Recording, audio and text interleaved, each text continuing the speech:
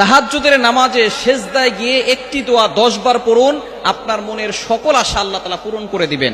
তাহাজ্জুদের নামাজটা হচ্ছে এমন নামাজ, এই সময় সকল মাখলুকাত ঘুমিয়ে থাকে, পাখিগুলো ঘুমিয়ে থাকে, গাছপালা ঘুমিয়ে থাকে, কিন্তু আল্লাহ পাক রব্বুল আলামিন সব সময় কিন্তু তার বান্দাদের দিকে খেয়াল রাখেন, কখন কে আল্লাহকে ডাক দেন।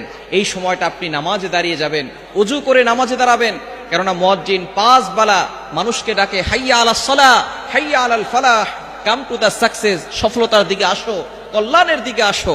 সুতরাং আপনি অবশ্যই একটা বেলা আছে যেই সময় আল্লাহ তাআলা নিজে বান্দাদেরকে ডাকতে থাকেন, সেটা হচ্ছে তাহাজ্জুদের সময়, রাতের শেষ অংশ। আপনি ফজরের নামাজ যখন পড়বেন, আজান যখন দিবে তার আধা ঘন্টা আগে ঘুম থেকে উঠে যাবেন, তখন আপনি ওযু করে 2 রাকাত সালাত, 4 রাকাত, 6 রাকাত, 8 রাকাত যা পারেন পড়ে তখন আপনি আল্লাহর কাছে দোয়া করবেন। তাহাজ্জুদের নামাজে আপনি নফল নামাজে কোরআনের আয়াত পড়া যায়, আয়াতটি হচ্ছে কোরআনের একটি আয়াত, এই আয়াতটা আপনি পড়বেন 10 বার সিজদায় গিয়ে। এটা আপনি ফরজ নামাজে পড়তে পারবেন না, ফরজ নামাজে কোরআন শরীফের কোন আয়াত তেলাওয়াত করা জায়েজ নাই।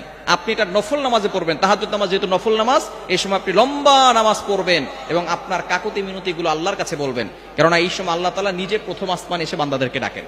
বুখারী শরীফের হাদিস, আল্লাহ পাক রব্বুল আলামিন নিজে প্রথম আসমানে এসে বান্দাদেরকে ডাকতে থাকেন, ও আমার বান্দারা কার কি লাগবে আমি আল্লাহর কাছে চাও। বিপদে পড়ে গেছো বান্দা, অভাবে পড়ে গেছো, আমি আল্লাহর কাছে বলো, অভাব দূর করে দেব। বিপদে পড়ে গেছো, আমি আল্লাহর কাছে বলো, সাহায্যের ব্যবস্থা করব। টাকা পয়সার অভাব, আমি আল্লাহর কাছে বলো, টাকা পয়সার ব্যবস্থা করে দিব। সুতরাং আমরা টাকা পয়সা লাগলে এমপির কাছে যাই, মন্ত্রীর কাছে যাই, মিনিস্টারের কাছে যাই।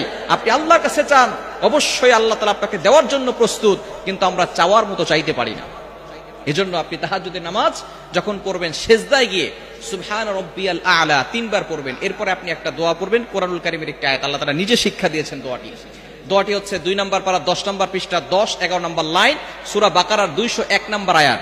রব্বানা আতিনা ফিদ দুনিয়া হাসানাতাও ওয়া ফিল আখিরাতি হাসানা ওয়া কিনা আযাবান নার। এই দোয়াটা 10 বার করে আপনি আল্লাহর কাছে বাংলায় দোয়া করতে পারেন।